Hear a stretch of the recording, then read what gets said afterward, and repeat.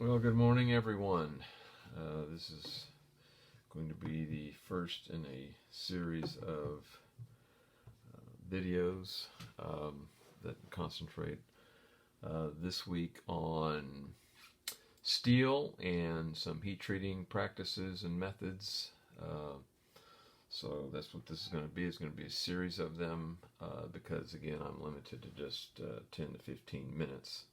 So don't have a lot of time, but we'll do these in short segments. So here we go. And we want to start off today talking about essentially what we call the morphology of steel. Now, morphology just means basically the structure, form, of this particular material system we know as steel. And essentially, steel is a basic alloy of carbon, of iron, and carbon.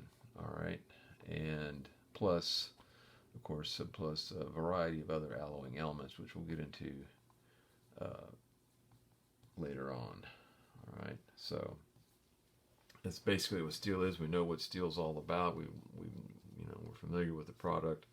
We know what it can do, and it has a lot of good benefits and a few not so good benefits. Main one being weight. But be as it may, let's first start with. Let me show you the ultimate diagram here, as far as the phase diagram for steel.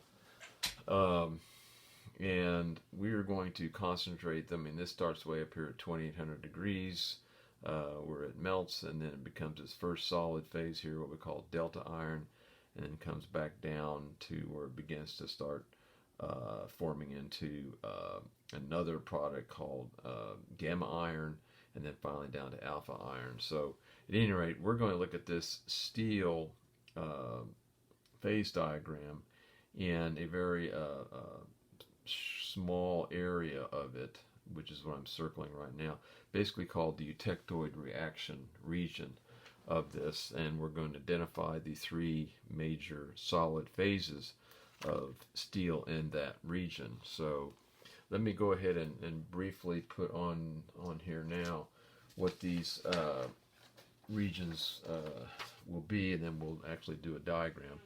But the first one we're going to call ferrite.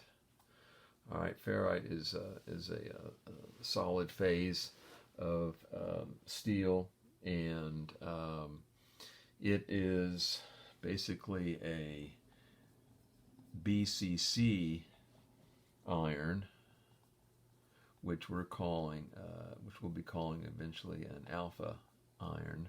All right, an alpha iron with, of course, carbon in a solid solution. Okay. Now, and its characteristics, of course, this ferrite is pretty soft, very ductile, and it is magnetic. Okay, so this is ferrite. All right, and the second product we're going to talk about is austenite. Austenite. All right, and it's named after a gentleman by the name of Austin, and so they decided to call it austenite because he was the one who actually discovered it, what it was. And this is again, ferrite is at basically room temperature at BCC structure, which is all steels are at a BCC structure unless you heat treat them, and then we'll talk all about that later. But it comes a completely different crystalline structure. But in this phase diagram of iron and carbon, there's also a solid phase called FCC iron, which is going to be called gamma iron, which we refer to as austenite. So this is an FCC iron in what we call a gamma iron with carbon in a solid solution.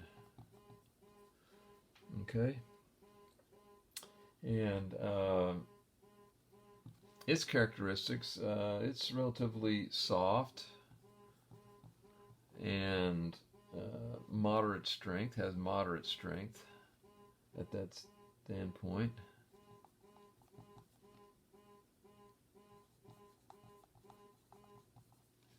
And it's non-magnetic. Now, one of the interesting things about austenite, you'll never put your hands on austenite because austenite is extremely high temperatures, ranging anywhere from about 1300 degrees to about 1600 degrees. So, you would not be getting your hands on austenite, but it does exist, and it does exist in this FCC crystalline form, which is very much to our advantage. Be able to get as much carbon into this FCC structure as opposed to a BCC structure, especially if we're going to heat treat it. And the last one of these is called cementite. Okay, and it's also a solid phase, but it is a compound. Of iron and Fe3C. All right. And basically, it is Fe3C. This is the compound of iron, but it's linked together with this carbon and 3 iron atoms, and it's referred to as iron carbide. You can call it that, you can call it cementite, or you can just refer to it as Fe3C. It's all the same. Okay? Now, it is extremely hard and brittle. Extremely hard and brittle. Okay? All right, now there's one other area that's on this phase diagram once we draw this phase diagram, but however, it is not a phase of steel, but it's very definitely inside what we see in steel at room temperature. So it's not a phase; it's more what we call a micro constituent. Okay, which means it has recognizable characteristics to its crystalline structure, which is visible under a metallurgical microscope. So, and it is called pearlite. And we'll be seeing a lot of this pearlite structure. It's a different type of structure in layers. It's what we call a lamellar structure, a lamellar type structure. And it consists of alternating layers of ferrite and cementite. Okay, and I'll get into all that a little bit later here. So right now I want to go ahead and erase this. Okay, and then I want to draw a eutectoid region of this phase of iron carbon diagram and identify some points on there. Okay.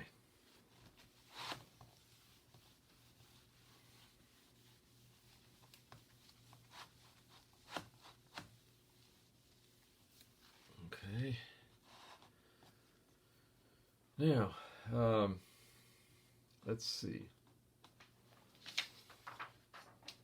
And these again are the principal stable phases. Okay, let's draw the, this is the iron carbon / cementite phase diagram, but it's going to be within what we call the eutectoid reaction region, because that's where all the action takes place. That's where as as commercial steel availability and properties come from. So let's just draw sort of a incomplete diagram. We're going to start over here on the far left hand side, of course, and it's going to be temperatures, and down here is going to be carbon content in percentages. Okay, and so essentially what this is going to look like is something starting here, coming down like this, and coming down here like this, and then coming straight across here like this. All right, and then this is going to come down here like so, and then it's going to go way back up here like this. All right, and then we're just going to kind of cut it off right here, and then it actually continues on up this way, but we're not going to get up that high. Okay, so this is what we've identified here, and we're going to go ahead and identify this particular point down here, and we're going to typify that as 0.8% carbon. And that is basically the eutectoid, what we're calling the eutectoid composition here. And, okay, so let's identify some regions now. All up in here, and this is, again, this temperature is going to be approximately around 1650 degrees, okay? This temperature is going to be, we're going to call 1333 degrees, and these are all in Fahrenheit, all right?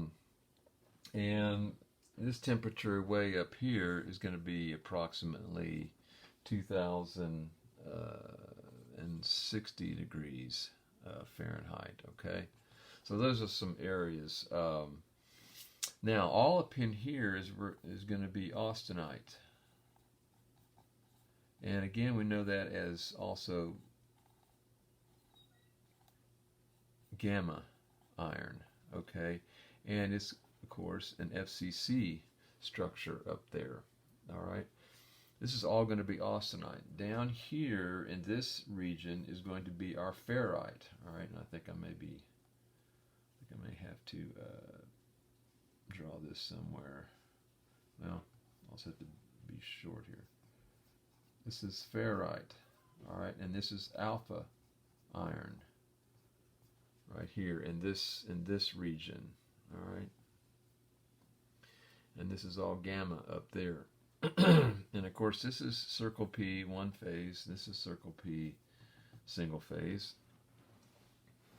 All right, and so then you would imagine between this single phase of austenite and this single phase, we're going to have two regions, and it's going to be alpha plus gamma, all right, in there. And then way over here is cementite, okay? And so what we're going to do is, and the cementite is way over here, this is going to be another two-phase region, but it will be austenite or gamma plus Fe3C. Now the reason we don't have it on here is because, you know, the cementite is at the far end over here, and it's at a percent of 0.6, maximum percent of 0.667 carbon. So these are the regions. So below this, and I'm running out of time, I'm going to end it in just a second here.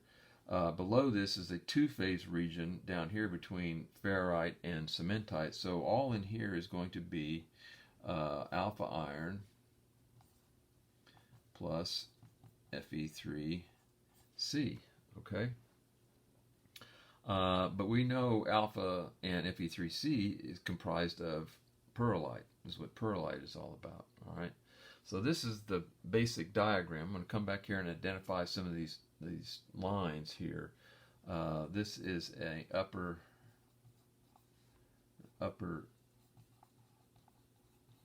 transformation line, okay, and it has a designation of called A3. This is the lower, called A1. This is the lower There's my timer, earlier transformation line. Okay, so we have an upper and a lower transformation line. All right, and the same thing here. This is an upper and this is an upper, but they're two different regions, two different two-phase regions, because this is obviously circle P equals 2. Circle P equals 2, circle P equals 2. Okay, so now we're going to get into the details of this, but I must stop the video, so we will be back in just a moment.